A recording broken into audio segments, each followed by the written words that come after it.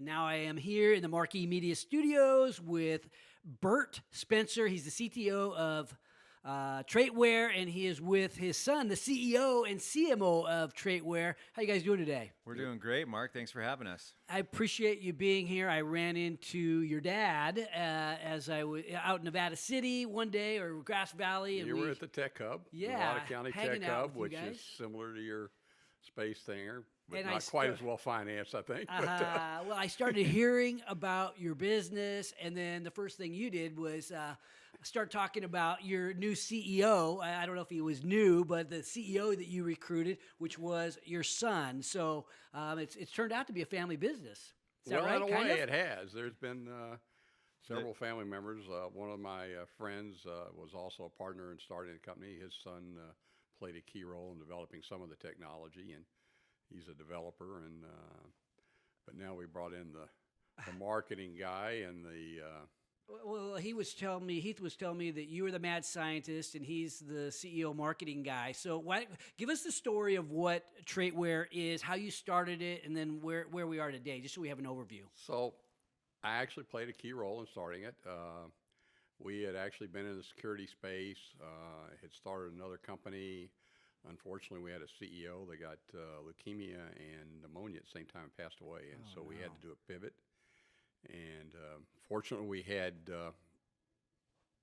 insurance, key man insurance, and we were able to decide whether we were just going to turn the money back or start again, and decided, we sat around a table in San Francisco at a board meeting and asked the question, what do you need in the security space? And so I asked that question, and it went around. There were 5 of us there, and all of us decided we had a problem in the security space with passwords and usernames. Right. And decided we needed to solve that problem. Had no concept how we were going to do it at the time. At the time, biometrics on the phone were just starting to take place. I had an Atrix phone that had a fingerprint reader on it, and for a long time, I didn't even use it. Actually, I sat down at a birthday party with another guy that had one. He showed it to me. I said, oh, that is cool.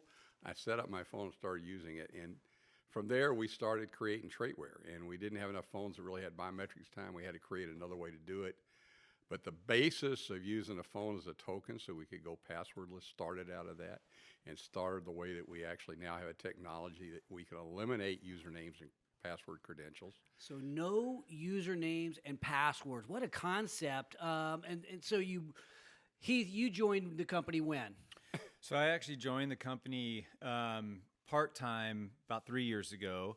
I was still running another business that I had founded and built up over time, and through that business had built some relationships within the Bay Area tech scene and some other enterprise space relationships. And so as the technology started to really come to fruition, I kind of took the technology and went to some of my relationships and said, hey, what do we really have here? And is this something that's really viable? One of those connections was with one of the big consulting firms. And based on that relationship, we got an introduction to their IT and security department. We flew to Nashville to meet with them. And coming out of that meeting, basically said, this is amazing technology that you've created, but you're literally on the bloody edge of it. Mm-hmm. So you need to figure out how do you find, an audience of early adopters, and then, find this many users across this much space for this much time, and then, maybe, get off the bloody edge and get onto the bleeding edge of this type of technology. Bert alluded to this, that really it wasn't until recent years that, true passwordless authentication could actually be deployed, because modern technology has recently allowed for that type of technology to come into play. A crazy fact that a lot of people don't maybe know is that the password was actually born in 1961 at MIT. The crazy part of that story is, and this is actually an article that we have up on our website, is the kind of the history of the password, right? Is that within 5 months of the password being born, they had their first incident of credential misuse, right? So the reason the password was born is in 1961, as you can imagine, back then at MIT, they basically had one mainframe computer, right? So you got all these PhD students, grad students that are vying for server time, right? Computer time on this mainframe. So one of the professors basically said, okay, I need a way to regulate this server time and then account for its use and all of this. And then I can give each student an hour, 2 hours, or whatever it is, right? So the username, the legacy login we know today of username and password was created at MIT. Interesting. 5 months later, now you have to imagine these are MIT students. They're pretty bright, right? Yeah. One of the PhD students noticed that the list of credentials was saved in the computer, right? Yes. So while he's in there, he said, I'll just print that and I can then have more server time, right? So within 5 months of the password being born in 1961, you had credential misuse, it got right? defeated. So they've been trying to solve this problem since 1961. And again, going back to until now, right, until there was modern technology, we really weren't able to solve it in a way that really eliminated it without having to use just layers of security on top of the legacy login, right? So we've seen over the last decade or so, other solutions work to just add more security to that broken legacy login.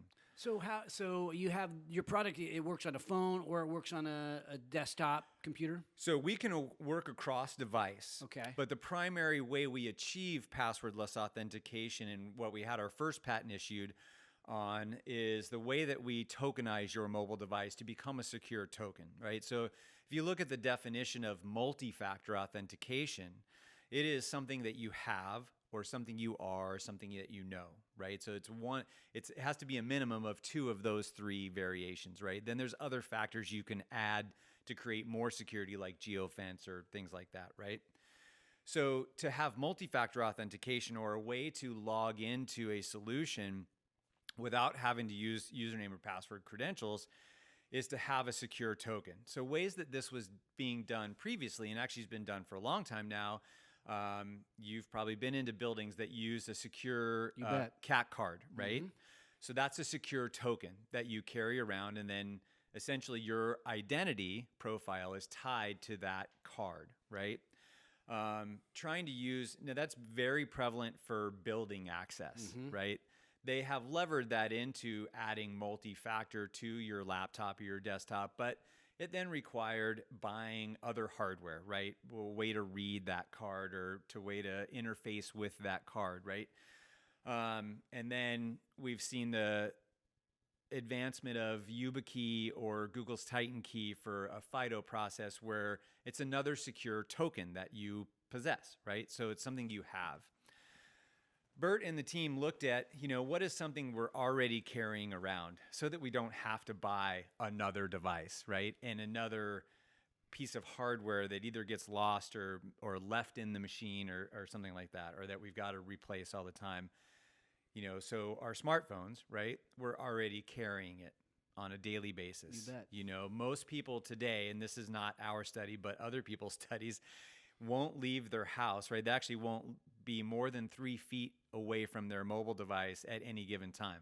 Mine's sitting right next to me. Mine's, right? Mine's over my desk. Shoot. But right. yeah, we carry them around. You with carry us. it around All with the you, time. right? Even Bert's got the cell phone, the smartphone. Yeah, well, now. I have to. It's so my key. it's something that you're already carrying. So they looked at that and said, okay, this is a technology that has advancements in modern use, right?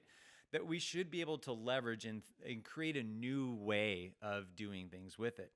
We've seen a proliferation of apps that come out on your mobile device for all types of things, from fitness to whatever it is, right? You bet. How do we use that simplicity to improve your interaction with devices? So at a baseline, we need the mobile device. Now, whether you choose to register your phone or a tablet is up to you. We recommend one device for security reasons because you'll notice when one device is missing, right?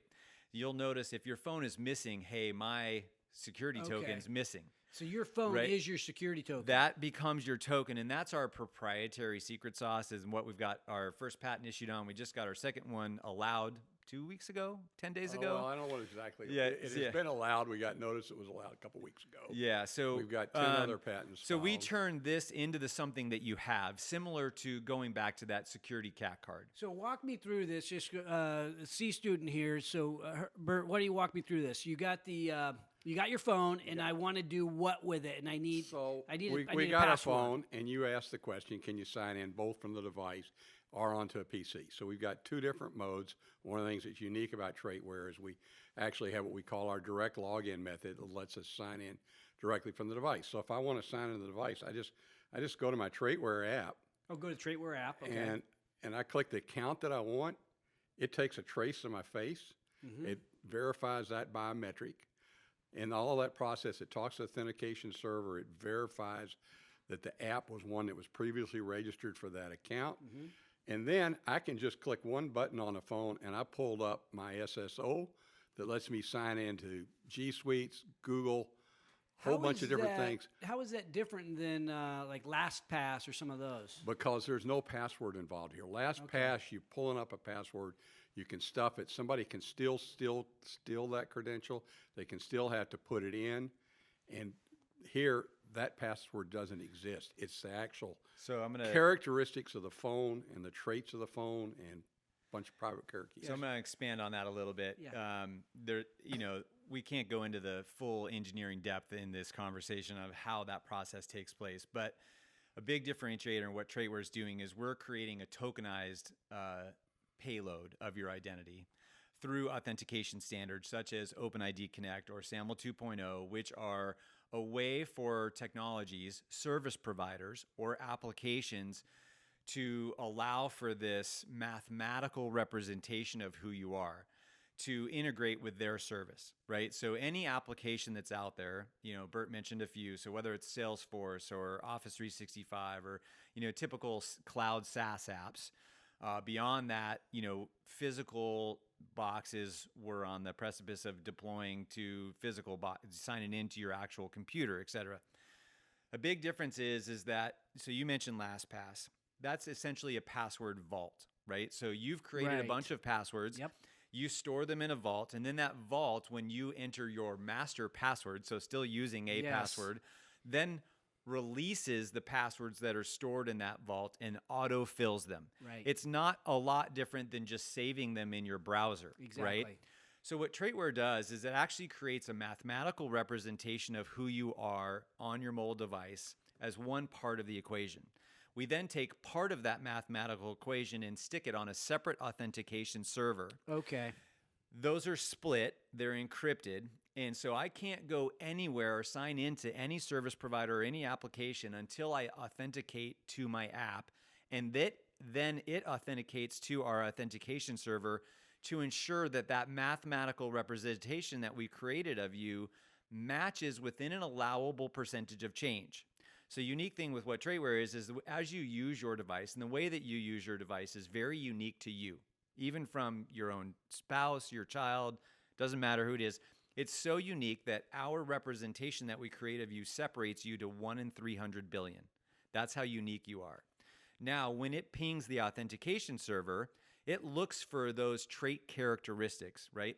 And again, this is a mathematical representation of you, not the personal information, right? So we're not putting any PII at risk. When the authentication server verifies that that mathematical equation matches within the allowable percentage of change, it then looks for the new changes and essentially is a dynamic token at that point. It then updates the key. So if you think of it in simple analog terms, at your home, you most likely have a front door lock and a deadbolt, right? Most digital resources that we sign into are only using the front door lock. Some of them have added the deadbolt, right?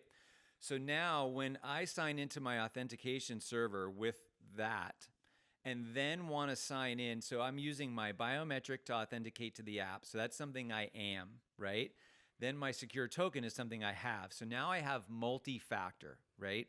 Which is the door lock and the deadbolt inherent in the technology, right? Then whatever service I want to sign into or can integrate with creates what we would term as a relying party trust to the authentication server, right? So it's separate from the phone, right?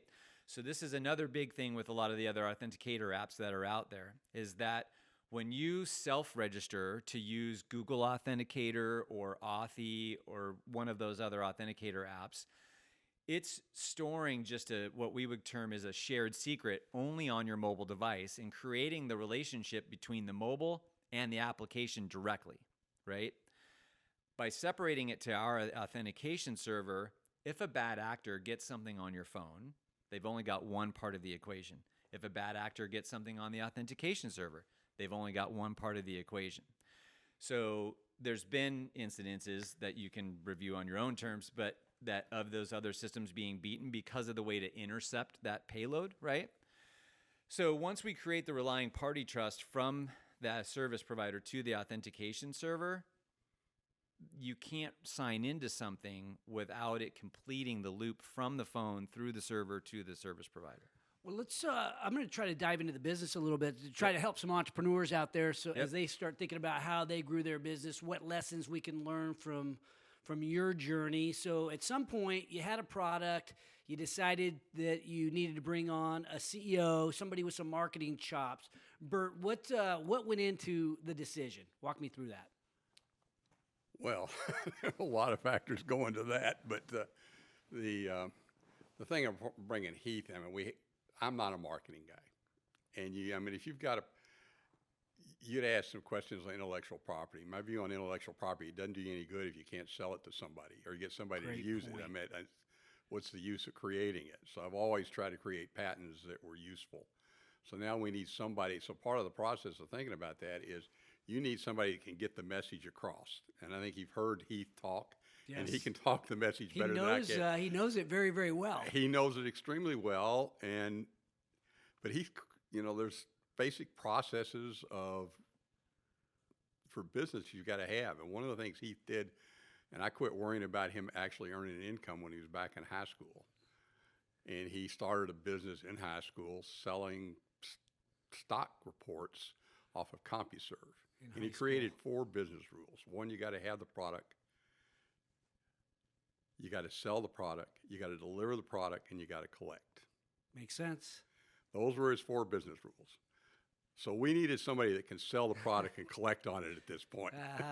Well, okay. So what made you decide you're going after the enterprise space? What made you decide to go after enterprise? Because passwords are a hassle for everybody.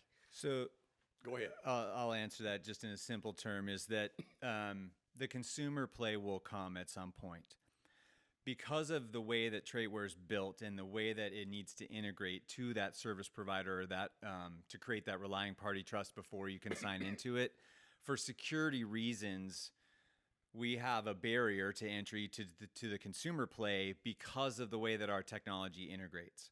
There will come a tipping point, and we're available to consumers in certain environments now, depending on certain businesses that have deployed us, right? They can then empower their clients to use the Traitware technology to sign into their service, but it has to be integrated to that business before the consumer can choose it. Going back to that, you can't just self-register for it because of the way we built the security. So by default, we have to go business to business first. And maybe a simple way to understand it is when electronic bill pay first came out, they had to get enough businesses to sign up for it for consumers to choose it. Yeah. We have that same chicken or egg problem with that. We've also found that even though it's a major convenience thing, right? Every consumer we show this to is like, sign me up now, right? Yes. Sign me up now. Get rid of the sticky notes or Right, Excel spreadsheets or whatever. Right, all of those things, right? And so we firmly believe that a certain tipping point of critical mass will happen where this will become consumer available. And also, as technology continues to improve, we're looking at innovative ways to empower the consumer to use this type of technology. But because of our foundational mantra and the way that we want it to be secure. Mm-hmm. So we've chosen to not maybe go as quickly as some other ventures have gone to allow the consumer to use it, because we feel like that's going backwards in security space from that. And so we are working to get there in a secure way. So yeah, thinking about enterprise security, we're all worried about getting our data stolen. Right now, it's a really hot issue. Cybersecurity in general is a hot issue. I mean, what are businesses worried about? Obviously, they don't want people hacking, but is there more liability today than there was 20 years ago?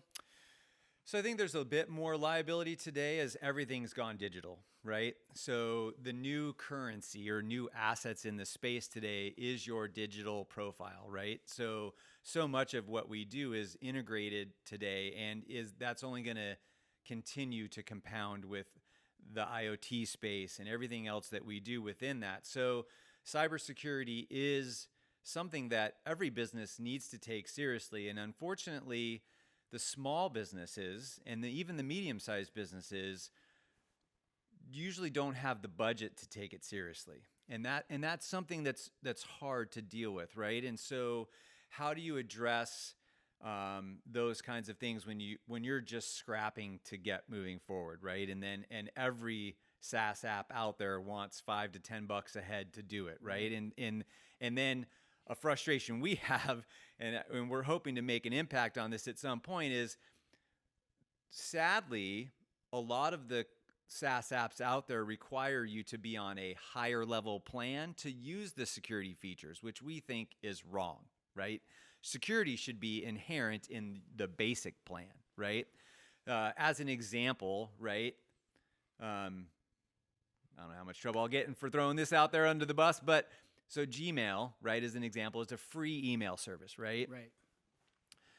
Username and password. You can use their Google Authenticator for free as part of that. To really get the enhanced features of security, you've got to step up to their business edition of G Suites, right? Paid subscription, right? Okay. So that's a simple example of that. So, we definitely want to empower the small, medium-sized businesses to use cybersecurity in every way. Now, there's multiple facets to cybersecurity. There's back-end threat detection. There's firewalls. There's all the stuff that you need to do in your network and all of those things. However, the simple interface and the number one threat vector, according to everyone else's studies, I mean, even the most recent Verizon DBIR report in 2019, still astoundingly credits credentials as the number one issue, right? So we're talking more than 60%, and typically on the order, 80% of cyber breaches are tied to username and credentials. And Some measure is tied to the problem credentials. Can you get a sense, like when you're talking to one of your clients or prospects, I mean, do you have a sense as to the value you're adding by them taking on your product versus what they're doing today? Where do they find the savings besides the big threat? Well, we just did a commercial project, and they had real security needs in this particular one, and they were using keys on tokens that they had to have 5 tokens for some of their people to sign in. They still had usernames and passwords they had to use. So it was cumbersome. Yes. Plus, so there was a cumbersome for the admin team that cumbersome for the user, cumbersome for the admin, cumbersome for the individual. We literally came in there with Traitware with Multi Factor app that could sign into all those accounts with the same level of security, and they were throwing their tokens across the So they had more time. They didn't have to mess with the tokens. They love it. So the simplicity of it, we reduce help desk tickets, right? So as an example, password resets right now, whether it's from password policy, right? So inside of companies, whether you're small or big, someone's administering a password policy, right? That could be that you've got to change your password every 6 weeks, right? So you face downtime, potential lost productivity every time there's a password reset, all of those things. Going back to what I mentioned earlier, with ours being a dynamic token, the password reset's built into the technology. So the extra steps of security and not entering a one-time passcode is inherent in the technology in Traitware, right?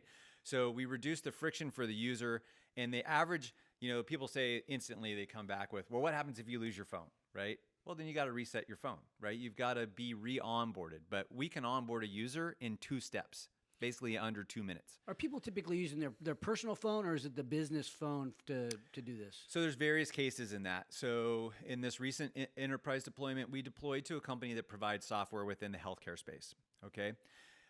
It's a 3-phase deployment for them. The first phase was for their internal employees, and that same question came back, right? So they have a certain percentage of their employees that are on corporate devices, right? So then it's a no-brainer. You're using the corporate device, you use this on there.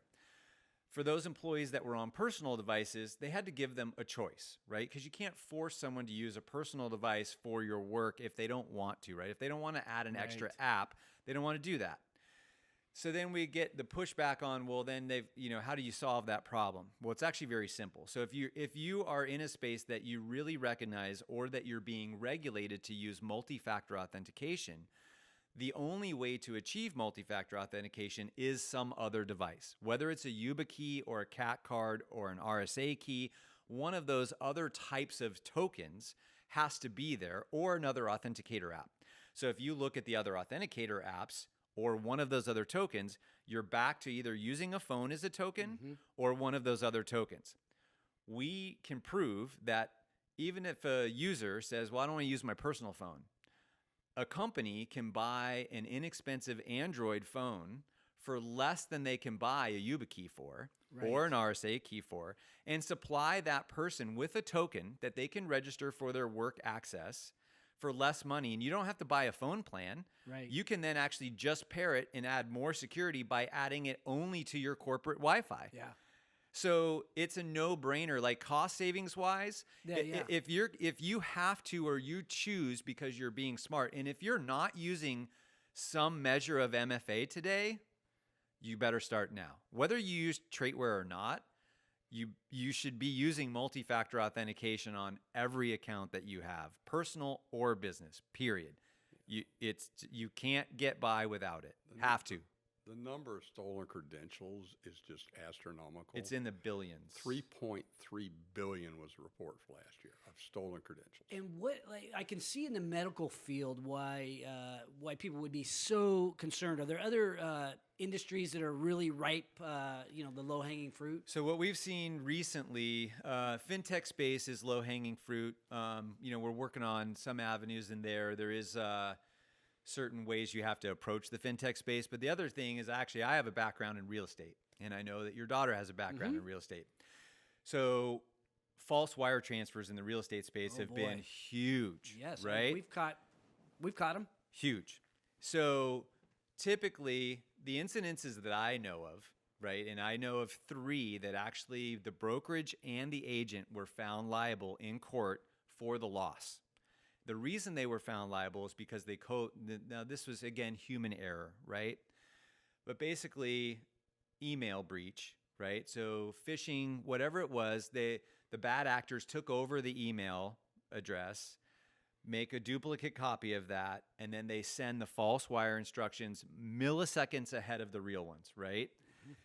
And so the court actually found the agent, ultimately the broker, liable because they hadn't used best practices, right? Password policy or MFA on that particular email, right? So if you're not as a small business, imagine being a 20-year-old that decides to get their real estate license, and now you accidentally make a mistake with your email, and you're on the hook for 7-figure losses. Well, and a lot of people don't think about this until you get into the business world. So there are a lot of earlier stage entrepreneurs who are jumping in, and they're mainly worried about growing their company. But right now, if you're wire transferring money, you better be careful, right? So obviously, Traitware is just working to solve that problem. Yeah. But, okay, so thinking about this, one of the things you mentioned was intellectual property, right? So how to protect this? Why does that matter so much? Well, what you're basically selling in a software as a service company is a service, and you want to be able to protect those ideas. So the ideas you've got are intellectual property, whether you're getting a patent for those, or whether it's a trade secret, or whether it's a copyright that you've got. You need to be able to protect those things. So somebody doesn't copy what you've done. So And compete. don't copy it. So you can actually protect it in a way. One of the things that we have done is we have filed for patents. We started filing for patents back in 2012. I've been involved in industries for quite a while. I've been involved in several patent suits. Was involved with one. I used to work for a Fortune 500 company. We combined with a company in Europe to create a process in flue gas desulfurization. Ended up in a big patent battle. We kept other people out. I ended up starting another company called EC&C Technologies. It was also in the air pollution control field. Created a patent for that with a partner, and we were fortunate enough to be able to get claims that were valuable enough, could be protected, and stood up in court. We actually put 2 companies out of business. There are people that aren't happy with me, but I also kept people at work. Yeah, kept your company And it kept more my valuable. company at work, kept Yeah. income coming in from my family, some of which helped create Traitware. Yeah. You So bet. I'm going to speak to one more thing on that. Yeah. So with the IP and the filing patents and those kinds of things, not only can it potentially keep other people out, but a big side of this that a lot of people, including investors, whatever, don't really think about is it just also ensures that you can do business the way that you want to do business. Everybody always comes back, well, okay, they only got to change it 5% or whatever, they can do their thing. Yes, they can, and it may not be as an efficient process. He's experienced this, right? So through his previous patents and other businesses, somebody else created a process that was similar, but it wasn't as efficient, meaning cost-wise, deployment-wise, all of those things. So he ends up winning out. But what it does do, we're playing in a global space, right, against global billion-dollar companies, right? But what it does do, if they do create something, because they're out there trying to create similar processes right now, some of them are very close. But what our IP does, at least the stuff that we filed patents for and have patent filings on, is it allows us to ensure that we can do our process. So if you can get to market and gain enough market share and nobody can shut you down, whether you shut somebody else down or not, may or may not actually mean your success. Right. Yeah, If you can stay in business and go get your market share, that's a huge valid aspect of IP. Yeah, let me explain that a little more. Because what happens in the process of filing a patent, to actually get it, you have to be able to show it's unique and innovative. And what happens is the patent examiners have the responsibility to go through and search all the patents out there, all the patent base, and also from their own experience, because typically a patent will be assigned to somebody that knows the space, and also the attorneys you're using sometimes will know the space. So you can be pretty sure, you can't, not 100% confident that you've always got everything covered, but you can be pretty sure that your technology stands up as unique, and you can be pretty sure that you've also moved it to the point where you're not infringing somebody else's stuff because of all the searching that has to go on. It doesn't totally eliminate that, but it helps tremendously in reducing that risk, because you don't want to go creating a new technology that somebody else has already got a patent on or created. You're going to get 5 years in and find out, oops. That you get shut down. So this is a U.S. patent. How does that affect it when your competition is overseas?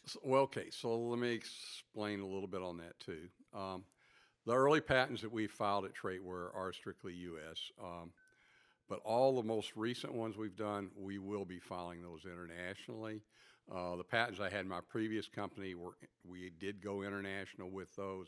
I actually put a company out of business in Italy, fought a patent suit in Italy, besides also fighting one here in the U.S. We first fought one here in the U.S. and then had to do one in Italy too. So some of the fundamental ones that we've now filed for and that I think have significant value, we will be filing those internationally.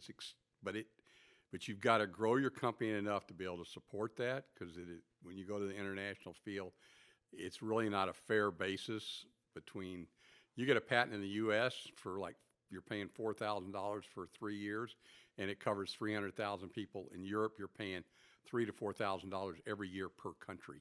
Mm-hmm. So your cost overseas and other countries is tremendous. So you really have to compared determine whether or not, cost versus value, right? On filing just in the U.S. or overseas, and what stage your business is, or what the propensity is for your technology or your solution, product, whatever it is, tangible asset product, is actually going to be global or not. And then you have to determine when to invest in that. Well, you mentioned stage of company. So you guys have already started making sales. You've got the product developed. Obviously, it's still developing, but you guys are taking it to market now. Is that right? We are taking it to market. So earlier in the conversation, I mentioned that we went and when I first came on to the company, I kind of took it out to some of the enterprise space and got some feedback of, this is amazing tech, but you're on the bloody edge of it.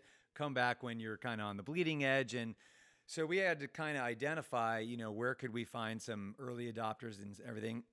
So about a year or so ago, we identified that the WordPress website content management platform was at that time and is still growing. It's over 30% of the websites in the world are built on WordPress, right?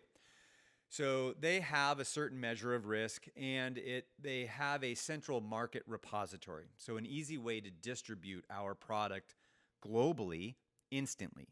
So we built in the WordPress space, it's called a plugin that anyone can install on their website, which then creates that relying party trust we talked about with our authentication server and allows that website to then use Traitware for the back-end access or the front-end access. And in doing that, we gained the attention of certain digital marketing agencies that were managing multiple websites and all of that stuff. And so we got adoption and growth and user base, which then allowed us to get back to the enterprise space. And so we got past that no one wants to go first stage. So we, as we've now come back to that and could say, hey, we've got this many users that have been using it for 8 months. It works. It doesn't just break.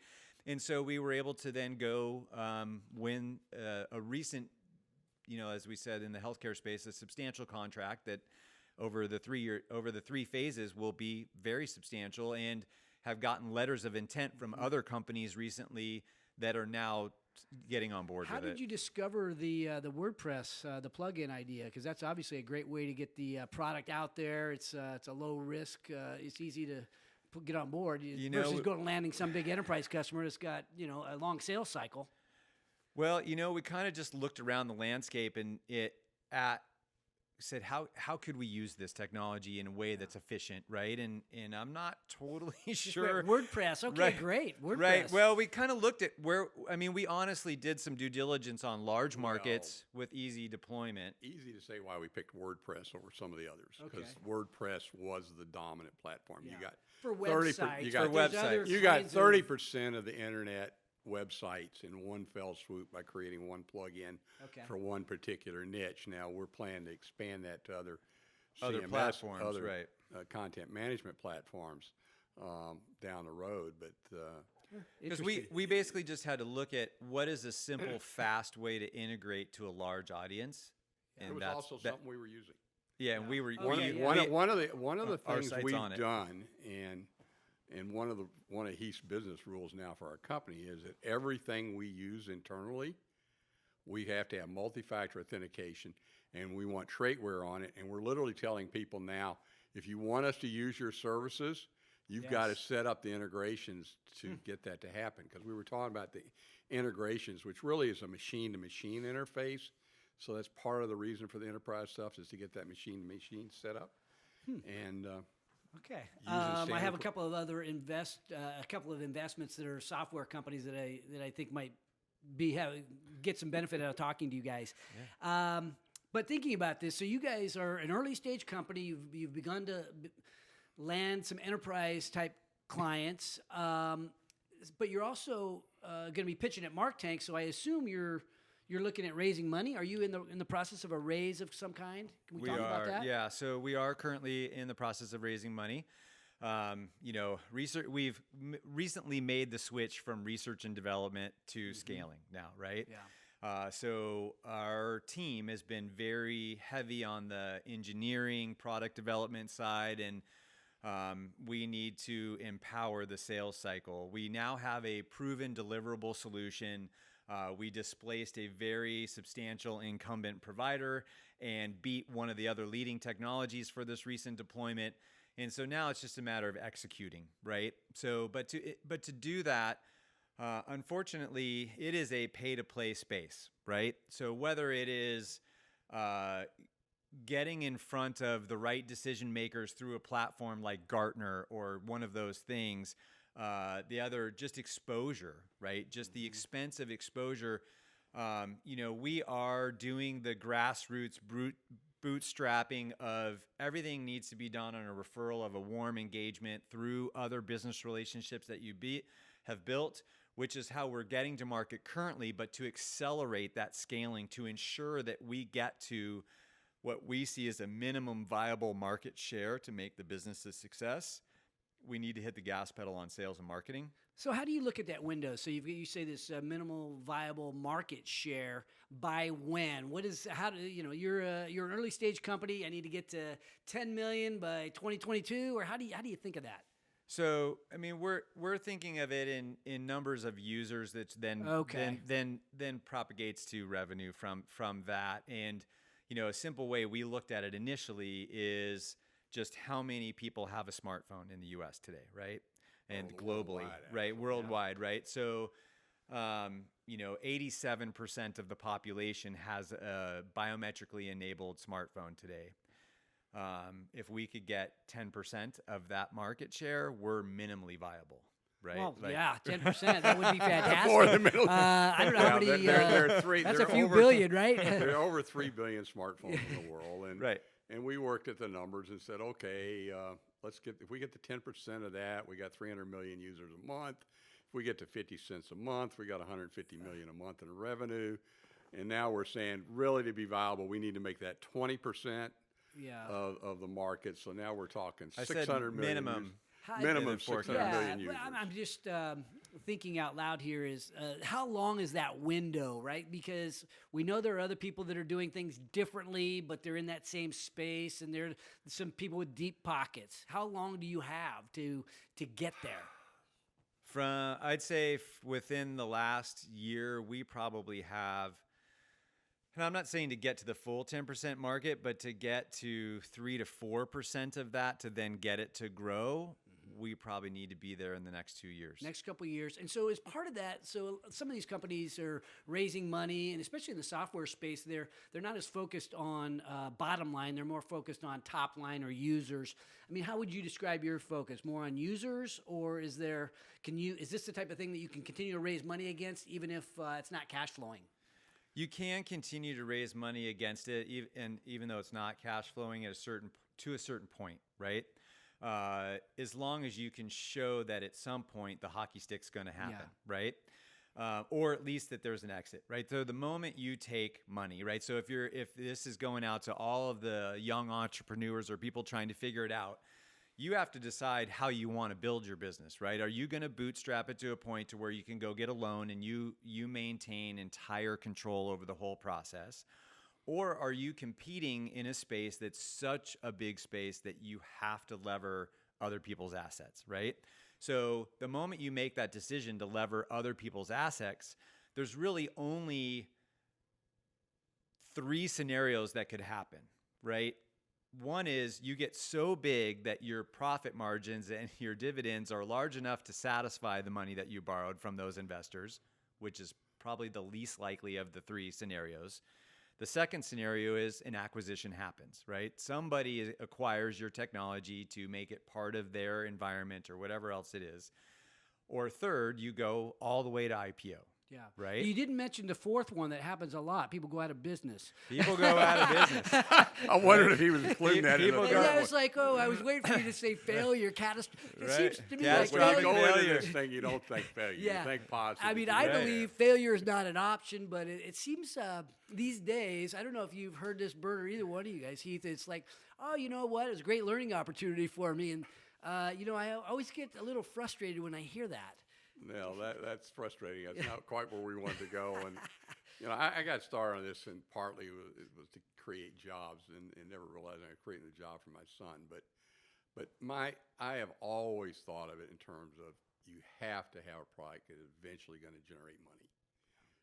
That's the measurement stick by which you're going by. Now, granted, numbers of users is critical for us, and creating mass of that is critical for us, and getting those numbers up, because that's part of the viability for people who are looking forward to see us to actually start using it. It's also, we talked about earlier, getting to the tripping point that we can actually provide it for the individual customers so that you've got enough businesses that are already integrated and they can apply it, and you can go to your bank or you can go to your Walmart or Amazon or whoever you're signing into, and you can be able to use Traitware. Yeah. So with that said, Yeah. so, failure is always a possibility in any scenario. Doesn't, in life, right? Whatever your vision of, you could get in a car accident tomorrow, right? So failure is always something that's out there. It's not something we choose to focus on in any aspect of our lives, right? It's something we always focus on, how do we do better? How do we help everybody else do better? How do we empower people to serve each other, right? With those things. But going back to the IP part of it is that we're like within our company, our technology and our solutions far enough along now that somebody most likely, depending on how you present it, would want to at least own what we've built so far at some measure, right? Okay. Because we've gotten to that tipping point where we've now commercially deployed it in the enterprise space. We've also got the WordPress plugin. We've got 2 patents issued. We've got 10 others filed, just so that they don't have to spend the 4 years of R&D that we have. They would buy it now for X number of dollars to move forward. So when we talk about exits, we have this painted number of what we would like to see in an exit in comparable space to what other technologies have recently derived from their exit. But to at least maybe cover the investments and stuff, you could just go sell the technology. So the most likely scenario really is some strategic or venture corporate VC coming in and wanting you to be part of their business. Right. So there's, and that there's multiple ways with our technology. We're definitely pursuing the right strategic alliances and strategic partnerships. There are so many different verticals that this technology applies to, that whether it's fintech or healthcare, whatever, real estate space, right? We've been in conversation with big, title companies, more, et cetera, in the real estate space to the healthcare space. So whether there's the right strategic alliance in that vertical, you can license it to them for that vertical, right? Yes. And then there's other verticals that it applies to. So it just depends on how you want to do that technology. I have a conversation tomorrow with a service provider. There's a lot of others, something we haven't discussed yet, but the way our technology is built is there's other service providers out there that already have their own mobile apps, right? But they haven't figured out how to eliminate legacy login for that mobile app, right? Let alone use it for cross-platform or cross-device access. So as an example, there's some current fintech apps out there, whether it's PayPal or Chase Bank or Wells Fargo as examples, that allow you to use your biometric in what I would term as a convenience factor, right? So some of those mobile apps now allow you to use your biometric on your mobile device to sign into just the app. I say it's a convenience factor because if your biometric doesn't work, they allow it to revert to the phone's master PIN, which is not really that secure, right? The other thing that they haven't done is bridged the gap of signing in just on your mobile device to a separate screen. So much of the younger generation today is going to work directly on their mobile. I work directly on my mobile a lot of the time. But there's also a lot of the time when I want to work on a bigger screen, right? Or 2 screens, right? And so I need to sign into a desktop, a laptop, a TV screen, right?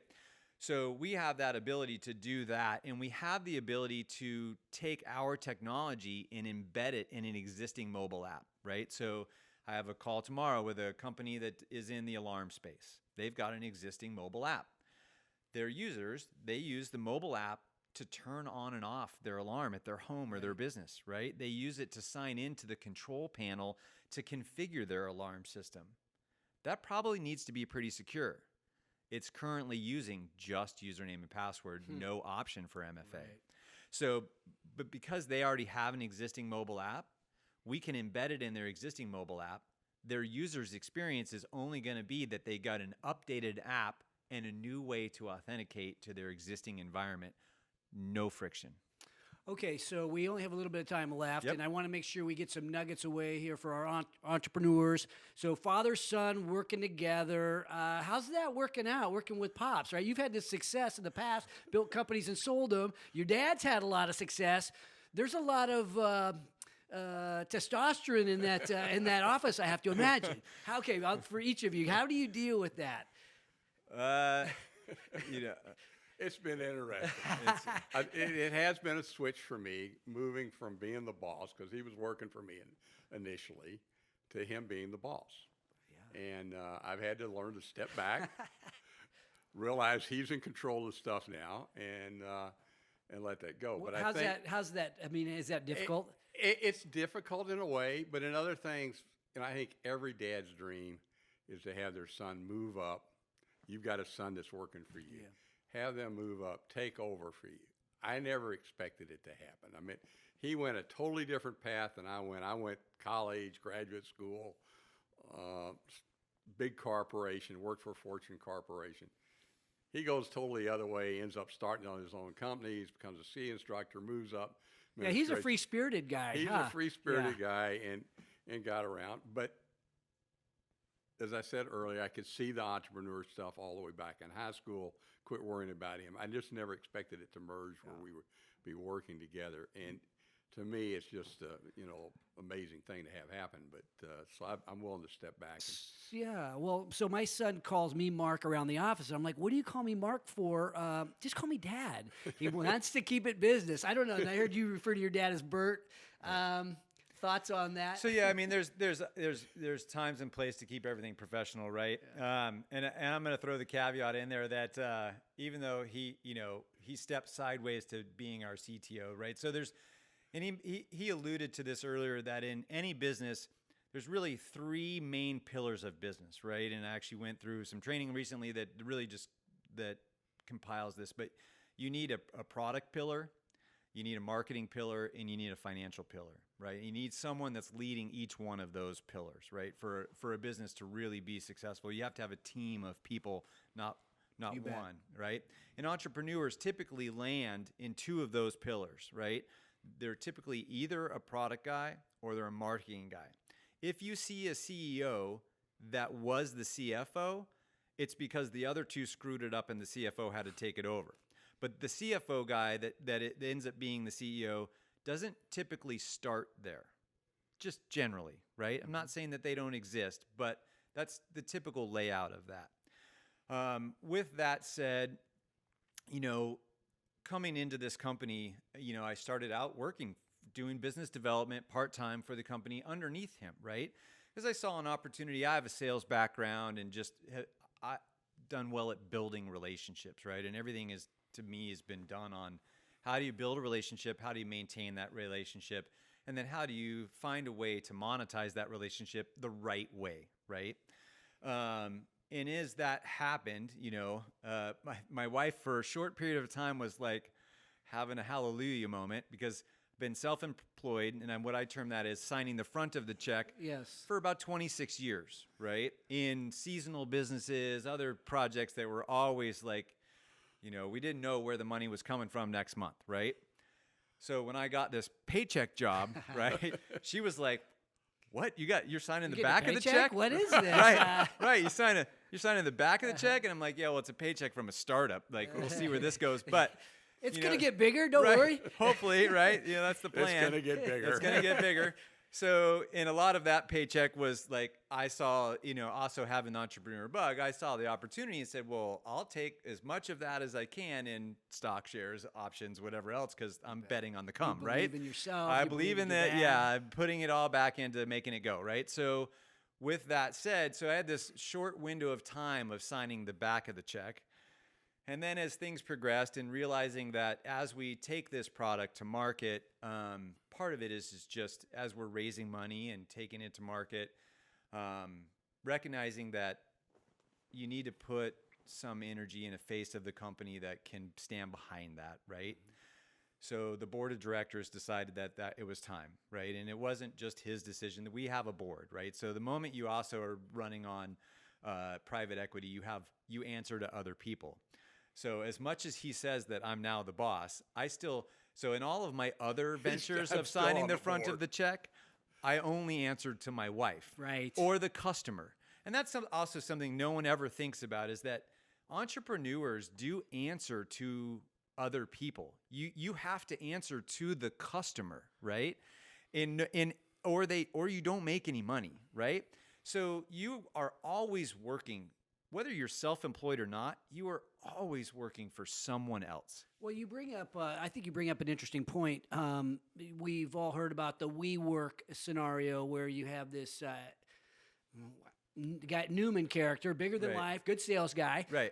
And he ends up doing, he takes money from outside investors and all the way to the point where they're getting ready to go public, but his self-dealing and some of the things that he had done, I guess, to feather his own nest, really came back to bite him when Yep. they really opened the kimono. And so Right. now, when you first took on your first dollar of investment, did you change practices at that point, or has it always been running by the book? Pretty much by the book. It's Yeah. been run Much by the book. Yeah. We're, we've got a sound board, and actually the decision to move Heath up was actually done by the chairman of our board more than me, and the chairman of our board comes out of two major corporations at a very high level, and to have a guy like him make the decision that your son is the guy to move up was pretty gratifying for me too. I think it made it easier for me to accept, and it took the burden off of me moving my son up. That was an interesting aspect of it. Well, Traitware, it's a great story. It's early stage. You'll be pitching at Mark Tank, and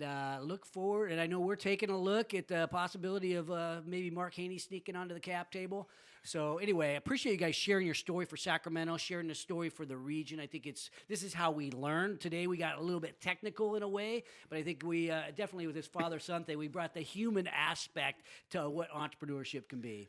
Yeah, and we're open and reachable and approachable. So if there's entrepreneurs that listen to this that have a burning question, reach out and we'll have a cup of you coffee. can email us.